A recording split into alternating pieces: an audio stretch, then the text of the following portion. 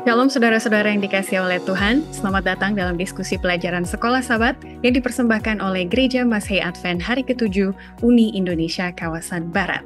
Dengan semangat yang baru, mari kita sama-sama mempelajari Alkitab di kuartal kedua tahun 2025, membahas mengenai simbol, gambar, dan kiasan cara mempelajari nubuatan Alkitab. Mari sama-sama kita belajar cara terbaik untuk mempelajari nubuatan Alkitab yang berpusat pada Kristus melalui lensa pertentangan besar antara Kristus dan juga iblis dengan landasan perspektif sejarah. Itulah yang akan kita bahas selama kuartal kedua tahun 2025 ini. Kita akan sama-sama berdiskusi dengan dua narasumber kita, Pendeta Sony Situmorang, Direktur Komunikasi Uni Indonesia Kawasan Barat, dan juga Pendeta Adip Budi Satrio, Direktur Komunikasi Jakarta Banten Conference. Shalom Pendeta. Terima kasih sudah hadir di pelajaran pertama dengan judul Beberapa Prinsip dari Nubuatan. Sebelumnya, mari kita sapa terlebih dahulu para saudara-saudara kita yang sudah menyampaikan komennya melalui video Sekolah Sabat di YouTube. Nama-nama yang baru saya mau bacakan kepada Pendeta Adip, nanti boleh tolong tanggapi salamnya dan disemangati untuk mempelajari firman Tuhan selama kuartal ini. Seperti Sangkap Simanjuntak, Umpo Maradika, Alfred Mawuntu di Loma Linda, Amerika Serikat, Michael Mamahit yang menyaksikan bersama satu perkumpulan dari Sekolah Sabat Cabang Langgikima Matarape, Kendari, Sulawesi Tenggara. Wah, ini sepertinya agak di pelosok dalam Sulawesi Tenggara. Berikutnya dari Saudara Roy, Gereja SDA Desa Toboh Baru, Keningau, Sabah, ini Malaysia. Berikutnya Rifoksen Parinding. Dan terakhir ada salam dari Benediktus Rumbiak yang saya rasa sudah menyimpulkan semua salam-salam yang ada. Beliau mengatakan diskusi yang sangat menyenangkan namun memberikan pemahaman pelajaran yang sangat berharga. Puji Tuhan. Silakan Pendeta Adip dengan tanggapannya. Baik, shalom Bapak Ibu, saudara yang kekasih. Senang berjumpa kembali dalam diskusi Sekolah Sabat pada hari ini. Teristimewa, terima kasih untuk sahabat-sahabat yang selalu mengikuti kegiatan ini dengan baik. Secara khusus, kami sampaikan salam untuk sahabat-sahabat kami dari Loma Linda, dari Sekolah Sabat Cabang di Kendari, dari Sabah, dan juga dari beberapa tempat yang lain. Senang acara ini menjadi berkat untuk saudara-saudara semua. Kiranya kita juga semua tetap bertumbuh di dalam iman dan semakin mencintai Tuhan melalui diskusi Sekolah Sabat ini. Terima kasih. Terima kasih sekali Pendeta Adip, itulah harapan kita semua mengawali kuartal kedua di tahun 2025 ini. Berikutnya ada dua salam lagi saya akan sampaikan kepada Pendeta Sony Situmorang. Yang pertama dari Rumintar Lubis yang mengatakan, luar biasa memang penjelasan pendeta, karena inilah selalu yang dibahas. Dalam tanda kutip orang mengatakan, karena hukum adalah kasih sehingga yang penting baik dan tak perlu hukum Taurat. Jadi menurut beliau harus paham benar supaya jangan salah paham. Tuhan memberkati. Dan terakhir dari Maluku Barat Daya ada Giselle Sirituka mengatakan, terima kasih untuk pembahasan Sekolah Sabat yang mudah dipahami dan doa kami Tuhan memberkati selalu setiap narasumber yang berdedikasi dan juga Kak Iveta yang setia menjadi host. Puji Tuhan. Silakan Pendeta Sony dengan tanggapannya. Baik, terima kasih atas atensinya dan juga salamnya. Komentar Anda sangat menguatkan kami yang melaksanakan acara ini, dan semoga para sahabat, orang tua kami, dan juga seluruh anggota gereja yang menyaksikan ini akan mendapatkan berkat oleh karena program ini, dan doakan kami agar kami bisa konsisten membawakan acara di setiap minggunya. Terima kasih. Terima kasih, itulah harapan kita juga. Baik saudara-saudara, kita akan memulai rangkaian diskusi kita. Pendeta Adip nanti akan membawakan doa buka, tapi sebelumnya saya akan bacakan ayat inti dari pelajaran yang pertama dengan judul Beberapa Prinsip dari Nubuatan, terdapat di dalam Yeremia 9 ayat 24. Tetapi siapa yang mau bermegah, baiklah bermegah karena yang berikut, bahwa ia memahami dan mengenal aku, bahwa akulah Tuhan yang menunjukkan kasih setia, keadilan, dan kebenaran di bumi. Sungguh semuanya itu kusukai. Demikianlah firman Tuhan. Silakan Pendeta Adip. Baik, mari kita tunduk kepala, kita berdoa. Allah yang penuh kasih, saat ini kami akan melanjutkan diskusi pelajaran Sekolah Sabat kami pada triwulan yang baru dengan topik yang baru. Biarlah kiranya ketika kami akan mendiskusikan pelajaran ini, tuntunan kuasa Roh Kudus Tuhan memenuhi hati dan pikiran kami. Hamba-Mu Pendeta Sony Semarang dan Ivy akan boleh mampu merangkumkan pelajaran dengan baik, sehingga dapat dipahami dan dimengerti oleh umat-umat Tuhan. Dengan demikian kami akan menerima kekuatan dari firman yang kami pelajari. Ampuni kami dosa pelanggaran kami Tuhan, sertai seluruh kegiatan kami di hari ini. Dalam nama Yesus kami berdoa. Amin. Amin. Terima kasih sekali. Baiklah, memulai pelajaran pertama, saya suka sekali dengan kalimat terakhir di Sabat Petang yang mengatakan bahwa kita akan mengeksplorasi beberapa prinsip yang menghasilkan pemahaman nubuatan yang pertama, konsisten, dan yang kedua, dapat diandalkan. Jadi tidak tergantung kepada siapa yang menjelaskan nubuatan atau berada di zaman apa, tapi bisakah kita mendapatkan pemahaman yang konsisten? Berarti ini benar sepanjang zaman dan juga yang dapat diandalkan karena memang itulah ternyata artinya maksud Tuhan di dalam nubuatan tersebut. Mari kita mulai dengan pelajaran hari Minggu dengan judul Siapa yang membaca, hendaklah ia mengerti. Pertanyaan saya yang pertama, Pendeta Adib, sangat gamblang. Jadi apa tujuannya ada nubuatan di dalam firman Tuhan? Kan kita tahu firman Tuhan ada cerita, ada perumpamaan, tetapi kenapa ada nubuatan? Karena jujurnya nubuatan itu sulit ya Pendeta Adib. Silakan penjelasannya. Baik, terima kasih Ivy.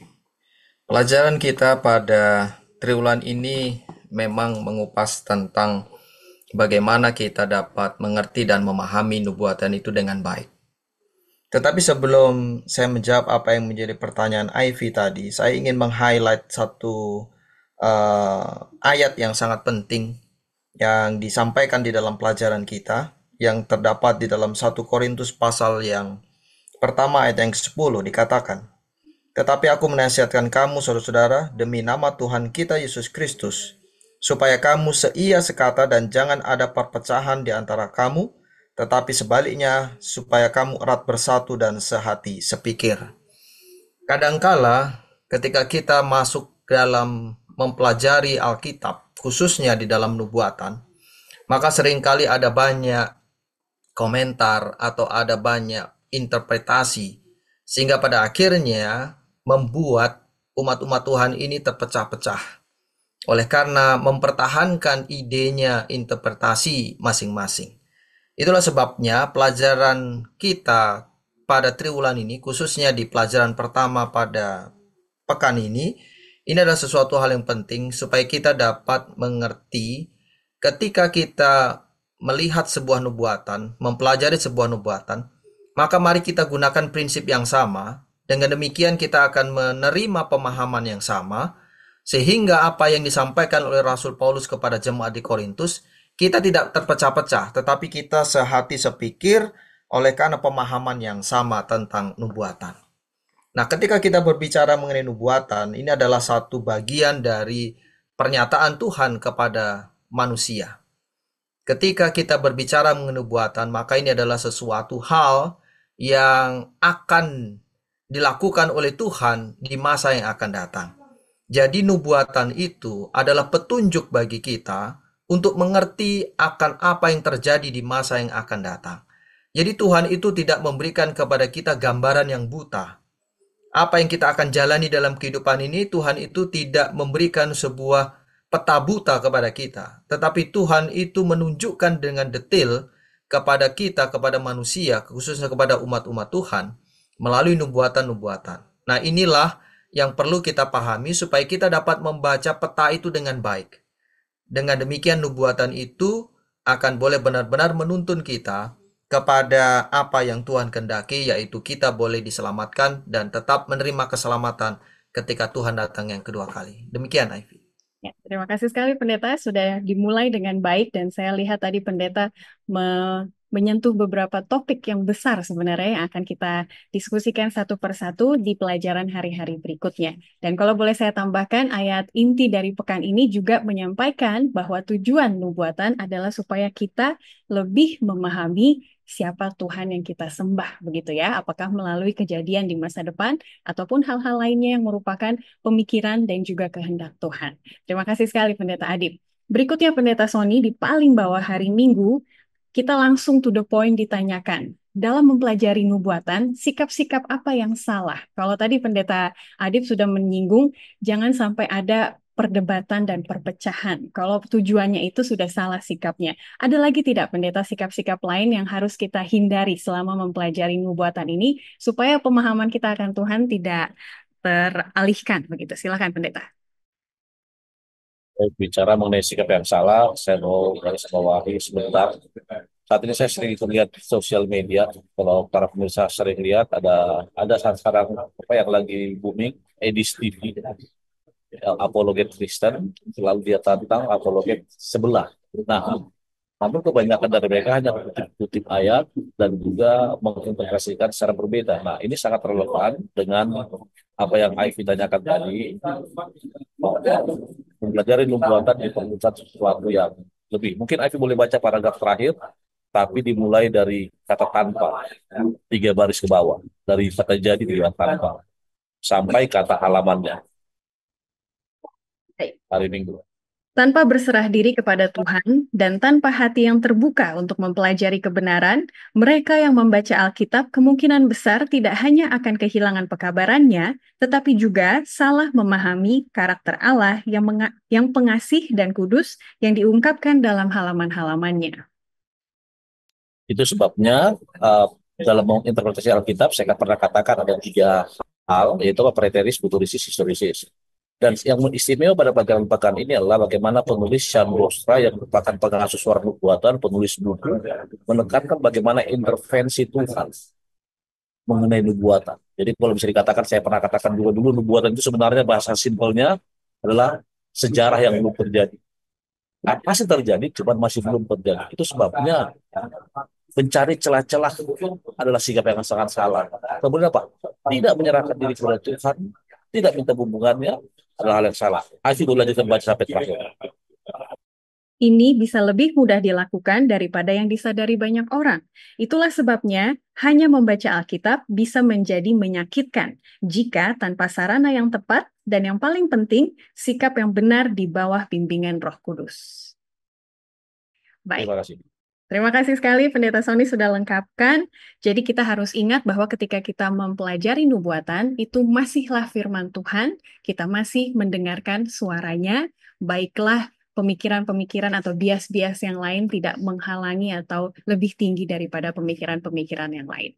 Baik, terima kasih. Kita lanjut ke pelajaran berikutnya hari Senin dengan judul Tuhan ingin dipahami. Ini sangat manusiawi sekali judulnya Pendeta Adib.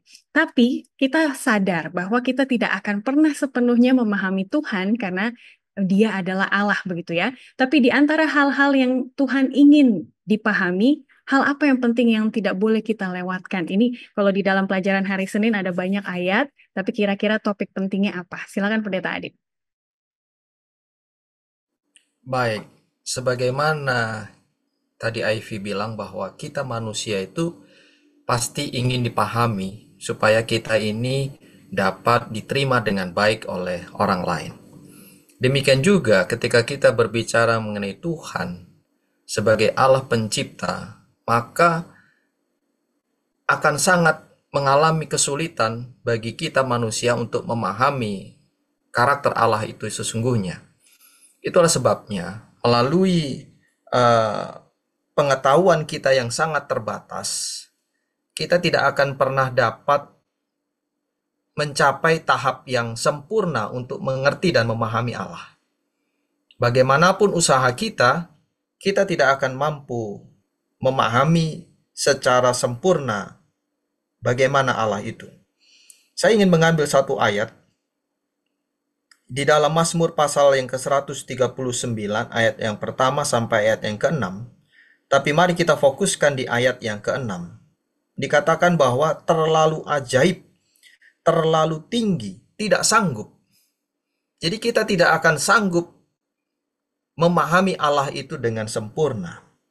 Tetapi apakah dengan demikian kita berputus asa dan kita kemudian tidak lagi mau untuk memahami Allah?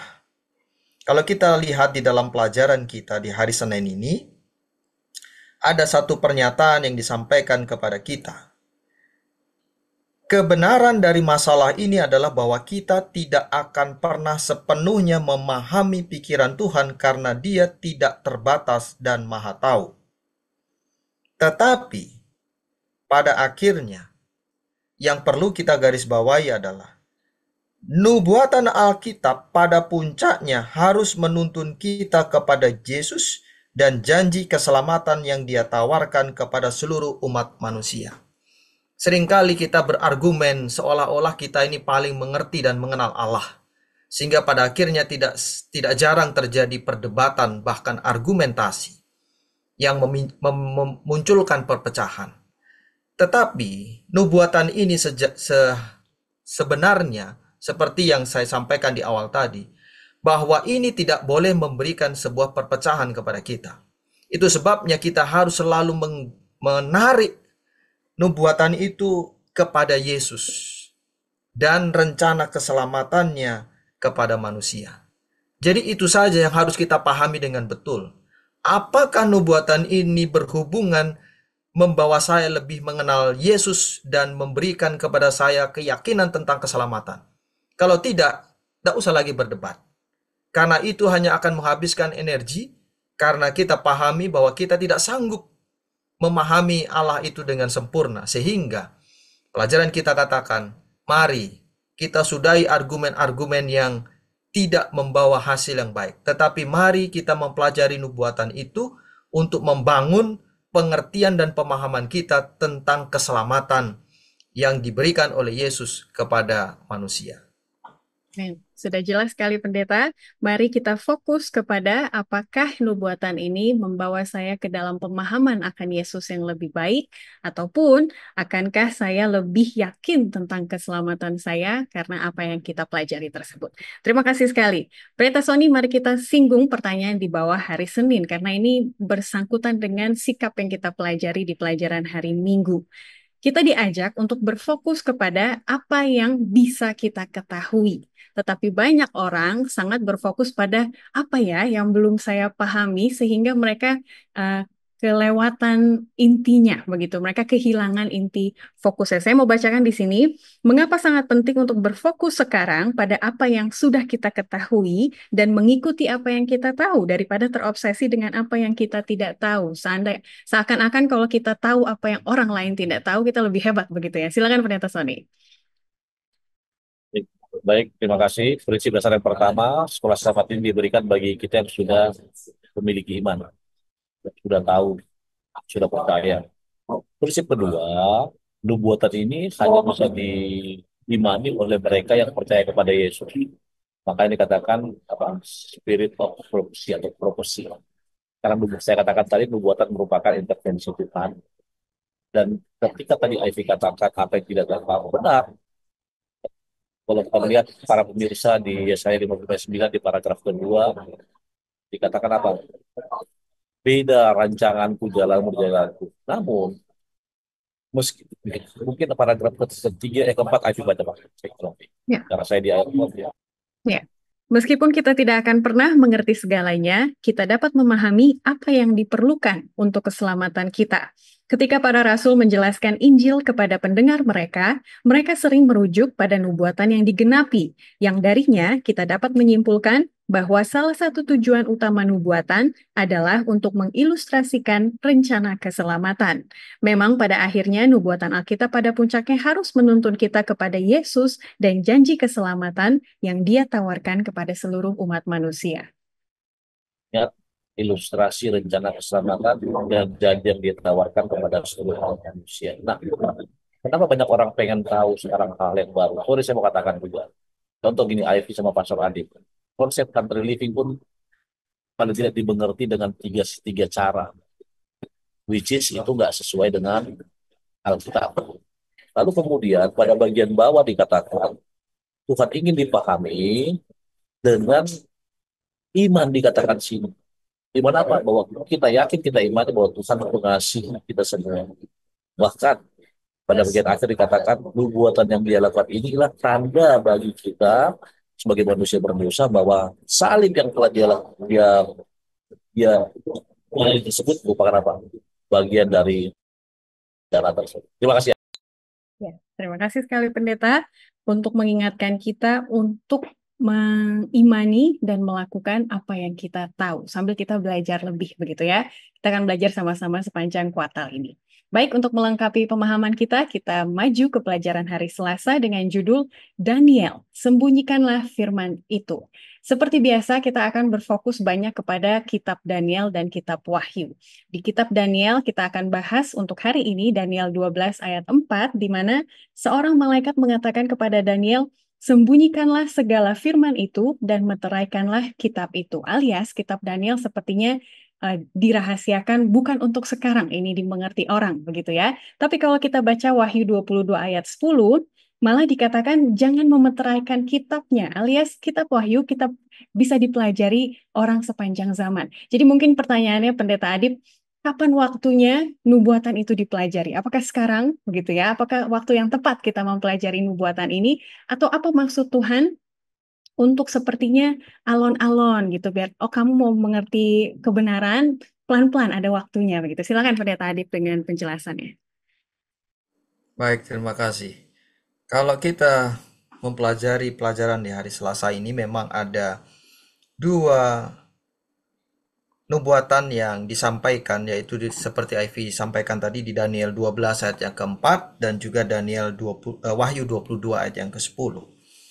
Di dalam pelajaran kita disampaikan bahwa banyak orang berpikir tentang pengetahuan yang bertambah dalam Daniel pasal 12 ayat 4 ini adalah tentang kemajuan teknologi dengan bertambahnya pergerakan-pergerakan di dunia ini dengan teknologinya yang canggih.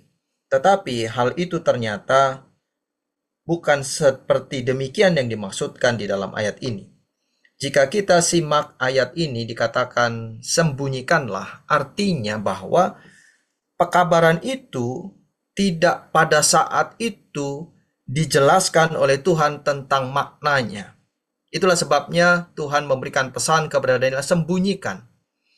Tetapi di dalam buku Wahyu pasal 22 ayat 10, Tuhan katakan jangan sembunyikan. Artinya jangan dimeteraikan. Maksudnya apa? Apa perbedaan dalam Daniel 12:4 dan Wahyu 22 ayat 10?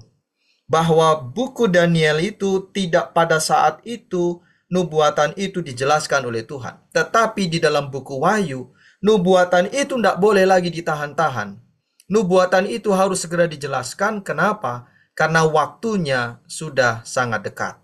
Artinya dalam buku Daniel itu, dengan berjalannya waktu, pemahaman orang tentang nubuatan dalam Daniel itu akan ditunjukkan oleh Tuhan. Sehingga itu akan menjadi satu penggalan sejarah yang tidak dapat dilupakan orang pada zaman sekarang ini. Berbeda dengan buku Wahyu. Buku Wahyu adalah buku yang terakhir yang disampaikan oleh Tuhan kepada manusia. Dan buku Wahyu juga banyak berisi tentang simbol dan kiasan dan nubuatan. Tetapi Tuhan tidak meminta kepada Wahyu untuk disembunyikan, tetapi langsung dibuka oleh karena waktunya yang sudah sangat singkat. Sehingga kita dapat melihat bahwa Tuhan itu memiliki kendali penuh atas nubuatan-nubuatan itu. Kapan nubuatan itu harus segera disampaikan, dinyatakan. Ada juga nubuatan yang ditahan oleh Tuhan. Dan ketika sejarah itu membuktikan, barulah pengetahuan itu bertambah. Dengan demikian kita dapat memahami dengan jelas nubuatan yang disampaikan oleh Tuhan itu. Demikian, Terima kasih sekali Pendeta, sudah sangat jelas dan banyak sekali poin-poin baik yang kita ambil dari penjelasan Pendeta tadi, terutama bagi saya bahwa Tuhan memiliki kendali. Walaupun dia sudah tahu begitu ya, awal dan juga ujungnya, tapi demi keselamatan kita, karena ada seseorang yang mengilustrasikan kalau nubuatan atau kebenaran itu langsung dijelaskan kepada umat manusia, itu seperti membuka tirai di pagi hari, langsung buta begitu ya, aduh. Kebanyakan nih pengetahuan kebenaran yang bisa kita ambil. Oleh karena itu kalau kita mempelajari sejarah, pergerakan, kebenaran, ada denominasi ini, kemudian denominasi ini dengan kebenaran-kebenaran yang mereka pelajari, itu sebenarnya untuk kebaikan kita gitu ya, untuk pelan-pelan mempelajari kebenaran tersebut, akhirnya sampai kepada munculnya pergerakan Masehi Advent hari ke-7. Benar begitu ya, Pendeta Sony Situmorang? Nah, di sini kita mempelajari seharusnya kalau kita melihat progressive revelation ini ya kan, apa bahasa Indonesianya? Wahyu yang Wahyu yang progresif, berkembang. yang Wahyu yang berkembang, berkembang. ya. Seharusnya umat Advent tidak menjadi sombong begitu ya. Kesannya ini semua kita ketahui karena kita gitu. Tapi padahal kebenaran itu sudah di-reveal, dibuka pelan-pelan. Jadi sebenarnya melihat progressive revelation, sikap kita harus seperti apa, Pendeta? Mengetahui bahwa umat Advent itu keluar dari wahyu yang berkembang. Bukan semua kebenaran akhirnya kita sekarang ketahui gitu. Silakan Pendeta Sony. Baik, benar. Memang kalau para pembaca Alkitab membaca Wahyu Daniel 12:4 dan Wahyu 12:10, maka ada dua ayat yang terlihat kontradiktif, padahal sebenarnya mereka Pak terintegrasi, sangat berhubungan sama lain. Tapi itulah Allah. Ingat judulnya apa? Beberapa peristiwa kekuatan dan Tuhan ingin dipahami. Terima kasih Pastor Adik sudah menjelaskan. Dan sebagai umat Tuhan, saya mau katakan IT dan para pemirsa semua, di paragraf ke-3-4 itu dibahas akhirnya muncullah sebuah gerakan yang kita kenal sekarang dengan apa? Gereja Masih Advent Ketujuh yang dipelopori oleh apa? William Miller yang terkenal dengan The Great Disappointment-nya. Namun yang saya mau tekankan di sini adalah ketika kita meyakini mengimani bahwa kita gereja yang sisa seperti di sini, maka ada tiga hal yang harus dilakukan yang termaktub dalam apa penggambaran tiga malaikat tersebut. Namun ketika tadi Ivy bertanya bagaimana sikap kita, ya sudah pasti paragraf terakhir mengatakan apa? Kita harus apa Ivy? Sangat bersyukur dan kita hati dengan pengetahuan kebenaran. Namun mungkin Ivy boleh bacakan paragraf 21, 2, 3, 4, 5 dan 6 ada kelahiran. Kelahiran pergerakan global kita, dengan kata lain, merupakan penggenapan nubuatan Daniel bahwa pengetahuan akan bertambah pada akhir zaman. Sebaliknya, dan tanpa menghakimi keselamatan orang, pikiran tentang kegelapan yang ada di dalam kekristenan, sesuatu yang mendasar seperti Sabat hari ke-7 yang didirikan di Eden, diabaikan, bahkan dikesampingkan demi mendukung hari Minggu, satu hari yang berakar pada kekafiran Romawi. Atau pikirkan ketidaktahuan total tentang kematian.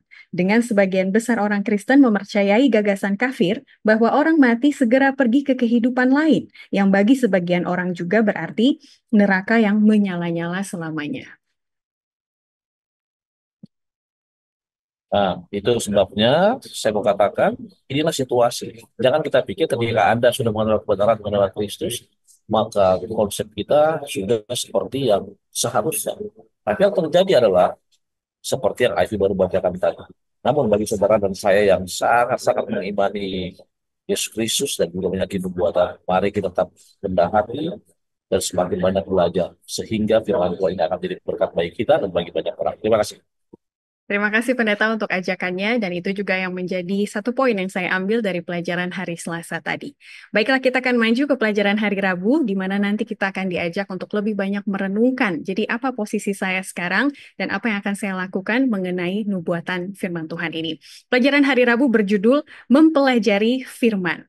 Pelajaran hari Rabu, Pendeta Adib, kalau boleh saya lihat, mengajak kita untuk mempelajari nubuatan seperti ketika kita mempelajari firman yang lain. Karena cenderung orang kalau belajar nubuatan, sepertinya metode-metode yang dibuat itu terlalu banyak gitu Pendeta ya, sehingga kita kehilangan maknanya. Jadi bagaimana, apa yang yang didorong kepada kita waktu mempelajari firman Tuhan, dalam hal ini nubuatan, seharusnya metodenya seperti apa? Silakan Pendeta.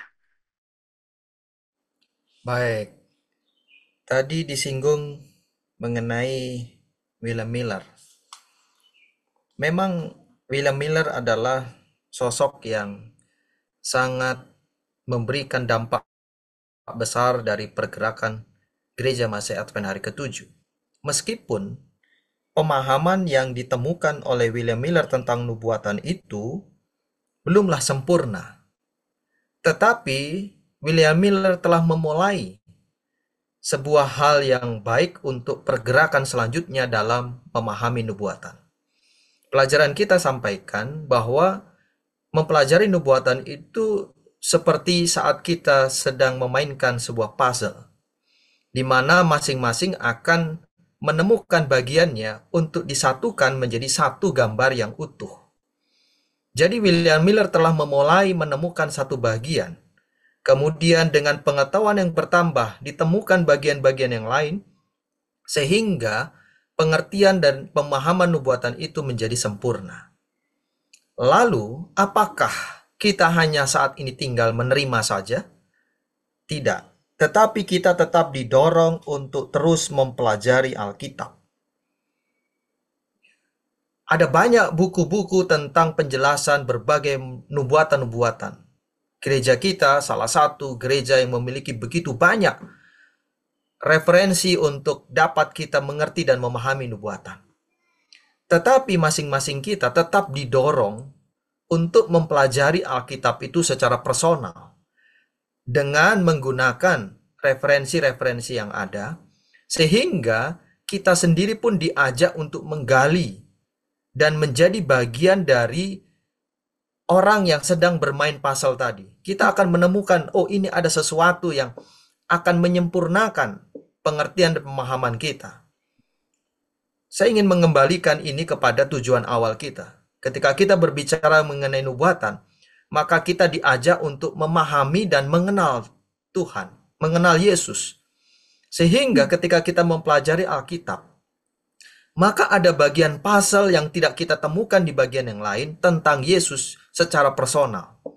Itu sebabnya kita diajak untuk terus mempelajari Alkitab itu untuk menyempurnakan apa yang kita boleh pahami tentang Allah itu sendiri. Demikian, Ivy. Terima kasih Pendeta sudah menekankan pentingnya membandingkan Alkitab dengan Alkitab itu sendiri, begitu ya. Biar kita lihat topik lain yang berkaitan ataupun konteks lain yang berkaitan yang masih ada di dalam firman Tuhan itu sendiri. Dan jangan terlalu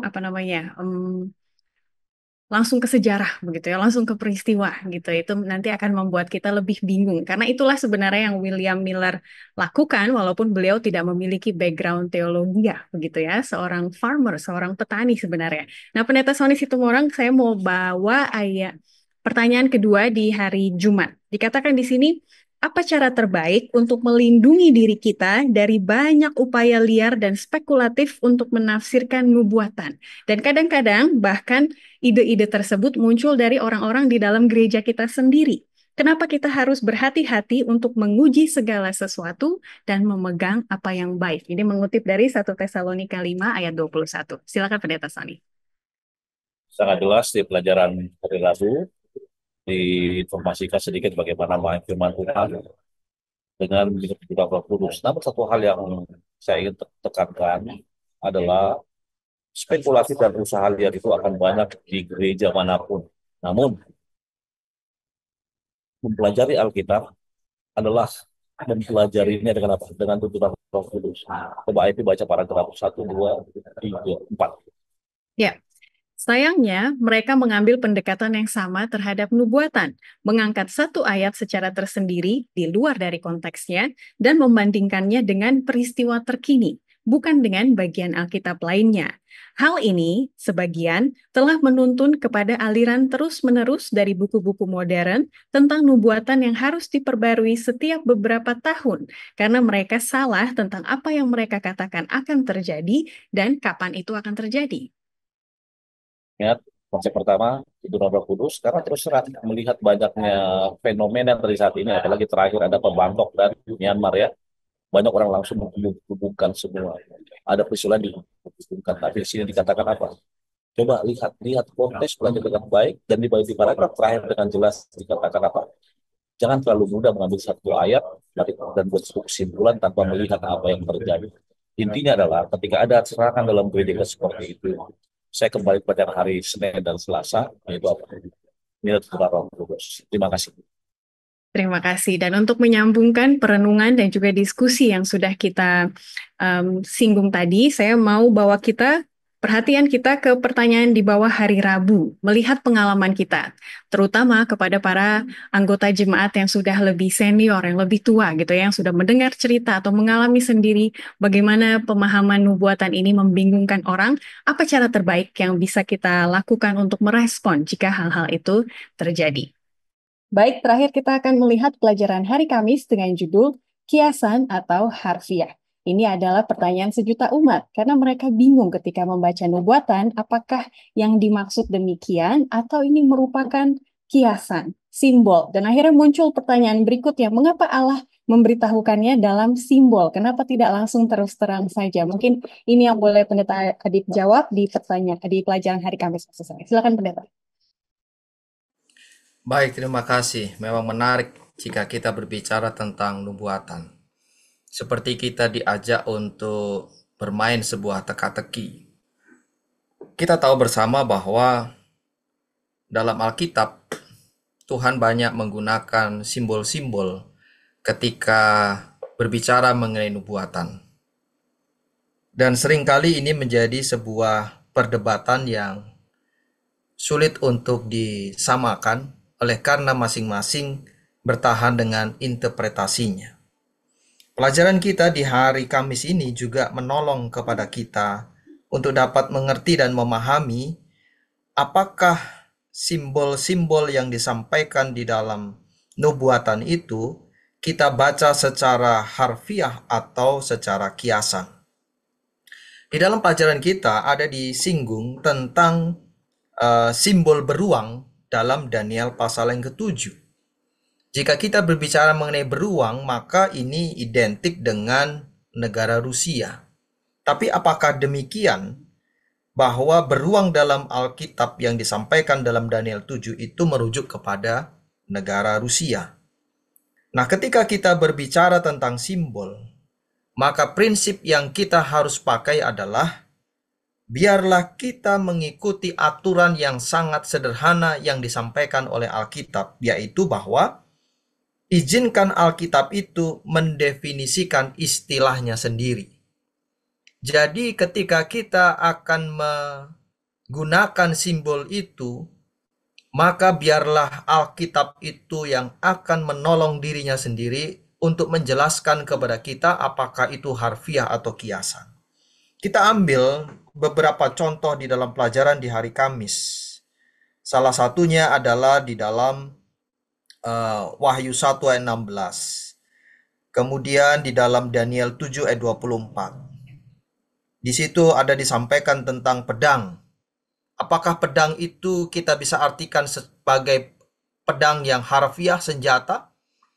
Maka kita boleh lihat Alkitab itu menjelaskan tentang pedang yang dimaksud. Pedang itu adalah kebenaran firman Tuhan. Kemudian ketika kita berbicara mengenai tanduk, apakah itu dapat kita baca secara harfiah? Kita lihat kepada Alkitab itu sendiri. Tanduk itu dijelaskan sebagai kekuatan politik atau sebuah kekuasaan. Artinya apa? Ketika kita sedang menemukan sebuah simbol dalam Alkitab, maka jangan menggunakan akal pikiran kita untuk menerjemahkan itu. Tetapi biarlah Alkitab itu yang menolong kita untuk memahami apakah konteks itu harafiah atau itu adalah sebuah kiasan. Jadi dengan kata lain, marilah kita menemukan misteri-misteri simbol di dalam Alkitab ini dengan menggunakan Alkitab itu sendiri. Itu akan memberikan kepada kita pengertian yang benar. Kemudian pertanyaan berikut, kenapa Tuhan itu banyak berbicara mengenai simbol? Kenapa Tuhan itu tidak, tadi Ivy bilang, tidak terus terang? Ya, seringkali juga sekarang ini, zaman sekarang ini, orang juga banyak menggunakan bahasa basi untuk memberikan sebuah maksud dan tujuan dalam sebuah pembicaraan atau apapun itu. Nah, ketika kita berbicara mengenai simbol di dalam Alkitab, mengapa Tuhan banyak menggunakan simbol-simbol ini? Simbol-simbol ini sebenarnya Tuhan ingin sampaikan dengan kandungan kebenaran yang sangat dalam. dan memberikan kepada kita sebuah makna yang mudah untuk diingat. Ya.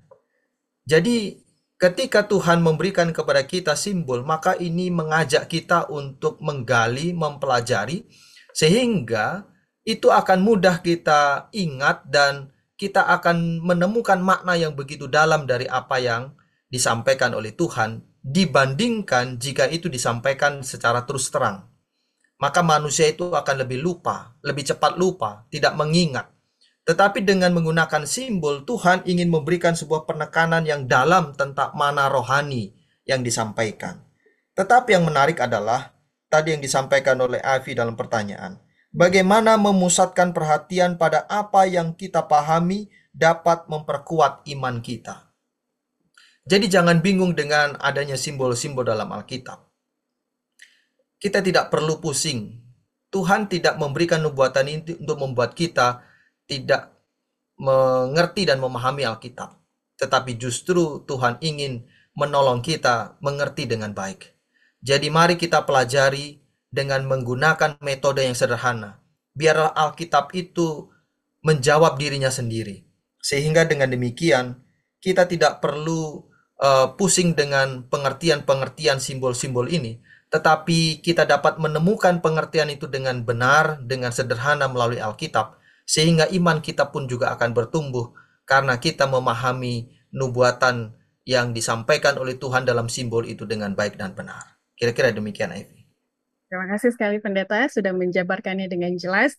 Dan bagi saya pribadi ini merupakan suatu tantangan. Karena berarti untuk memahami nubuatan dengan benar, kita harus mempelajarinya sendiri. Jangan puas hanya mendengar KKR, begitu ya Pendeta ya, tentang nubuatan. Itu pasif sekali dan akhirnya dari pengalaman saya pribadi jadi bingung gitu ya. Tapi ketika kita mempelajari sendiri, buka ayatnya, ini maksudnya kemana begitu ya, berhubungannya dengan mana, seperti yang Pendeta katakan tadi, maka lebih cepat untuk mengingat dan akhirnya cepat juga untuk mengaitkan, oh pantesan yang simbol ini begini begitu ya, ada kaitannya dengan ini karena dipelajari sendiri bukan hanya didengar begitu ya ketika khotbah ataupun KKR. Baik, terima kasih. Kita akan sama-sama menyimpulkan segala diskusi kita di pelajaran pertama dengan judul besar beberapa prinsip dari nubuatan. Saya mau bawa perhatian kita ke pertanyaan pertama hari Jumat, Pendeta Adib, karena pusat ataupun yang penting di sini adalah bagaimana ketika kita mempelajari nubuatan, iman kita yang ditingkatkan, bukan hanya pengetahuan, begitu Pendeta Adib ya. Jangan kita sombong banyak tahu, tapi iman kita tidak dikuatkan. Jadi bagaimana kesimpulan ini mau kita bawa bahwa Tuhan menginginkan keimanan kita agar kuat, supaya karena Yesus menginginkan keselamatan kita. Silakan Pendeta Adib. Baik, jadi ada sesuatu hal yang boleh kita dapatkan dari pelajaran kita pada pekan ini. Yang pertama tadi adalah bahwa Tuhan menginginkan kepada kita untuk memahami dan mengenal Dia dengan benar. Dengan cara yang sederhana tentunya, karena kita memiliki kemampuan yang terbatas. Itulah sebabnya dalam Matius 24 ayat 15, Tuhan mengingatkan kepada kita untuk selalu memperhatikan. Memperhatikan ini berarti kan sesuatu hal yang harus kita lihat dengan detail. Bukan hanya sekedar melihat. Kalau melihat itu hanya ya sepintas saja. Tetapi Tuhan memberikan pesan bagi kita untuk memperhatikan. Artinya benar-benar kita gali dengan baik, gali dengan detail. Supaya kita tidak salah membaca peta kehidupan kita bersama-sama dengan umat-umat Tuhan dalam perjalanan iman ini. Sehingga kita akan dapat tiba sampai pada tujuannya. Nah, bagaimana berbicara mengenai nubuatan ini? Seringkali ketika kita anggota biasa atau awam, aduh pusing.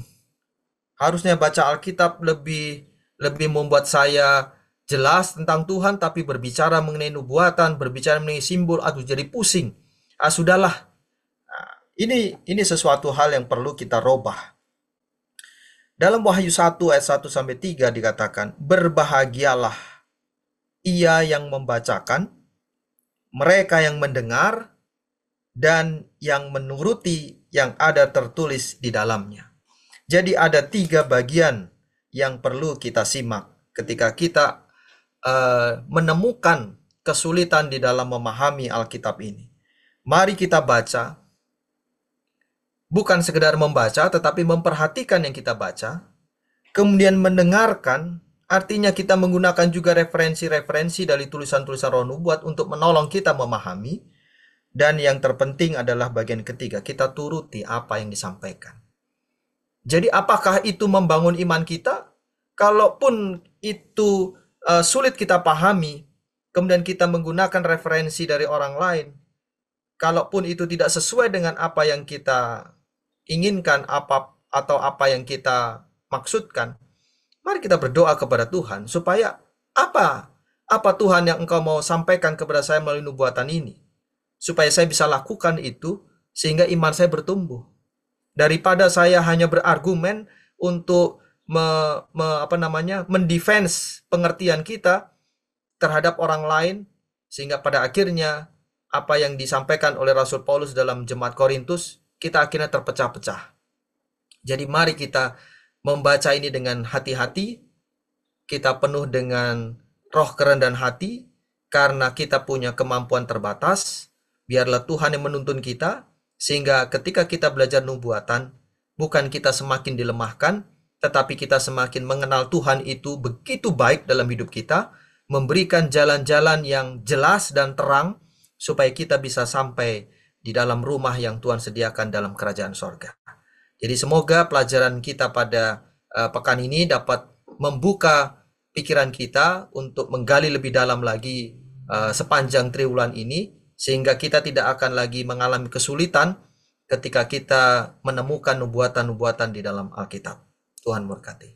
Amin. Puji Tuhan sekali untuk kesimpulan, penguatan, dan juga ajakan bagi kita tadi. Dan saya penasaran, saya ingin juga tahu apa pemikiran para pemirsa sekalian mengenai nubuatan ini. Apakah dari dulu paling sensitif begitu ya, agak sulit memang nubuatan ini, atau ada komitmen baru kuartal ini sambil mempelajari firman Tuhan melalui Sekolah Sabat, saya mau apa atau saya mau berdoa untuk apa? Itu boleh dibagikan di kolom komen dari video ini. Kami akan sama-sama mendoakan dan juga sharing begitu ya satu sama lain, bagi orang-orang yang membaca juga akan dikuatkan. Baiklah, untuk menutup kebersamaan kita akan kembali berdoa. Saya minta kembali kesediaan dari Pendeta Adib untuk mendoakan para pemirsa kita yang berkomitmen untuk mempelajari firman Tuhan, mengenal Tuhan lebih dalam melalui nubuatannya. Baik, mari kita berdoa. Bapa yang penuh kasih, kami bersyukur untuk diskusi pelajaran Sekolah Sabat yang telah kami pelajari. Tuhanlah yang akan menolong setiap pemirsa yang menyaksikan dan mengikuti acara ini, supaya dengan tuntunan Roh Tuhan mereka dapat mengerti dan pada akhirnya mereka boleh dikuatkan dalam iman percaya mereka. Ketika kami berbicara tentang nubuatan, maka sejatinya Tuhan ingin menolong masing-masing kami untuk dapat mengerti dan memahami dengan jelas dan baik tentang pengendalian Tuhan dalam perjalanan kehidupan umat manusia.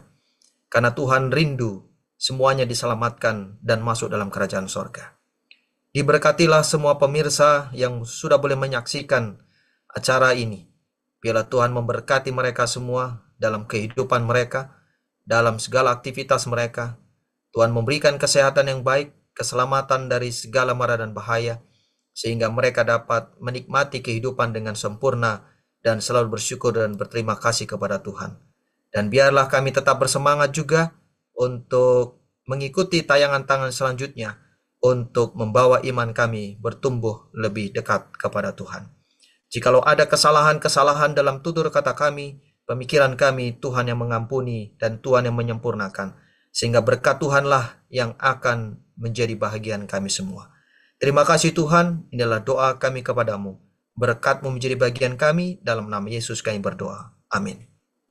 Puji Tuhan untuk pelayanan Pendeta Adib hari ini, dan juga tadi sempat ada Pendeta Sony, beliau minta izin karena harus lanjut pelayanan, jadi pesawatnya sudah terbang untuk sekarang. Kita doakan selalu pelayanan Pendeta Adib dan juga Pendeta Sony dimanapun berada.